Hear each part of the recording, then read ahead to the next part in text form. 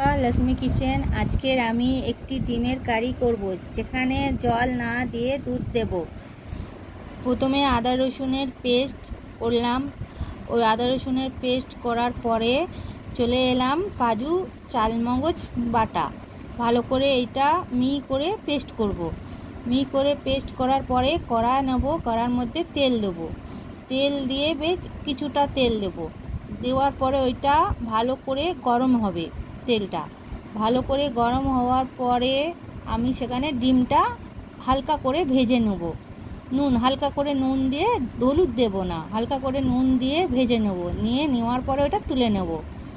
তুলে নেওয়ার পরে ওইটা ভালো করে একটুখানি তুলে নেব। নেওয়ার পরে ওর মধ্যে আমি দেবো তেজপাতা, শুকনো লঙ্কা, জিরে, গোটা জিরে, দালচিনি, লবঙ্গ, এলাচ, লবঙ্গ দেবো, এলাচ দেবো। দেওয়ার পরে ওইটা একটুখানি নাড়বো, নেড়ে ছেড়ে নেবো। ভালো করে একটু নেড়ে নেওয়ার পরে পেঁয়াজটা দেবো। পেঁয়াজটা একটু নাড়বো, ভালো করে নাড়বো যাতে কালারটা আসে, একটু হালকা কালারটা যাতে আসে। ভালো করে একটু নাড়বো পেঁয়াজটা সব দিয়ে হালকা করে ব্রাউন কালারে যখন পেঁয়াজটা যখন চলে আসবে তার মধ্যে টমেটোটা দিয়ে দেবো। দেওয়ার পরে ওইটা একটু হালকা করে নেড়ে ছেড়ে নেবো। নুন দেবো না, হালকা করে নেড়ে ছেড়ে নেবো। নাড়ার পরে ওর মধ্যে আমরা দেবো, ভালো করে একটু নাড়বো। নাড়ার পরে একটু আদা রসুনের পেস্ট, 2 চামচ আদা রসুনের পেস্ট দেবো। দেওয়া গুঁড়ো লঙ্কা দেবো। দেওয়ার পরে একটু জিরের গুঁড়ো দেবো, জিরে পাউডার দেবো। জিরের ওটা ভালো করে দেবো। লঙ্কার গুঁড়ো দিলাম, নুন দিলাম, দিয়ে ওইটা এবারে নাড়বো। একটু নুন পরিমাণ মতন, স্বাদ মতন নুন দেবো।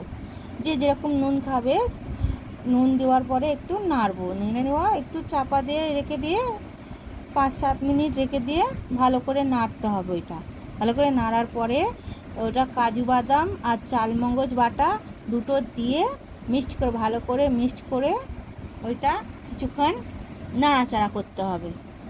ভালো করে নাড়াচাড়া থেকে 10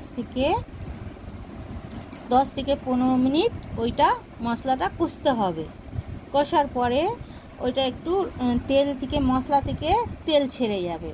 ছাড়ার পরে ভালো করে একটুখানি নেড়ে নিতে হবে। ওইটাকে ভালো করে নেড়ে নিয়ে যাতে আপনি বুঝতেই পারবেন যে তেল, মশলা থেকে তেল ছেড়ে গেছে দেখেই বোঝা যাবে, তখন ডিমটা হালকা করে দিয়ে দিবেন যাতে ভেঙে না যায়। ডিমটা হালকা করে দিবেন, খুব জোরে নাড়বেন না, আস্তে আস্তে নাড়বেন যাতে ডিমটা যাতে ভেঙে না যায়। তো ভালো করে ওটা নেড়ে চেড়ার পরে এরবারে তখন হালকা করে ওটা আঁচটা দিয়ে দিবেন। দেওয়ার পরে জল দিবেন না, দুধ দিবেন, পরিমাণ মতন দুধ দিবে। যে যেরকম ঝোল খাবে, গ্রেভিটা খাবে, সে সেরকমভাবে দুধটা দেবেন। দেওয়ার পরে ওইটা একটু ভালো করে একটু নেড়ে নেবেন।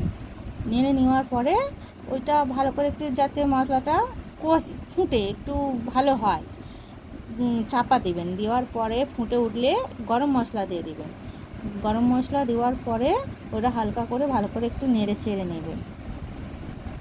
ভালো করে নেড়ে চেড়ে নিয়ে পাত্রতে রেখে দেবেন। তারপরে